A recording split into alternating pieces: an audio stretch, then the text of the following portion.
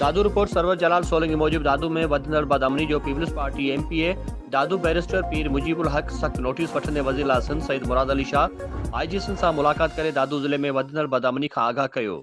जे बैदि आईजी सिंध मुश्ताक अहमद महर वधंदड़ बदअमनी जो सख्त नोटिस वठंदे ॾोहनि ते ज़ाब्तो न आणनि ऐं बदअमनी वधी वञनि अवामी एहतिजाजनि जो सख्त नोटिस वठंदे एसएसपी दादू एजाज़ अहमद शेख के बदली करे सीपीओ रिपोर्ट करण जो हुकुम ॾिनो आहे। एसएसपी सखर अरफान अली समूह खे दादू जो नओं एसएसपी मुक़ररु कयो वियो आहे। एसएसपी दादू एजाज़ अहमद शेख जे बदली जी ख़बर पवण बैदि वापारियुनि सुञाण हल्कनि ऐं शहरियुनि में सराही। शहरियुनि ख़ुशी में मिठाइयूं विरायूं वयूं। ज़िले जे बाशोर अवाम नए मुक़ररु थियल एसएसपी अरफान समूह खां मुतालबो कयो आहे त दादू में वधंदड़ बदअमनी जो नोटिस वठी मुतासिर दुकानदारनि वापारियुनि शहरियुनि जो थियल चोरियूं फुरू वापसि करायूं वञनि ऐं वीज़ा ते वियल पुलिस खे थाननि ते आणे शहरियुनि जी जान ऐं माल जी हिफ़ाज़त कोन कई वञे।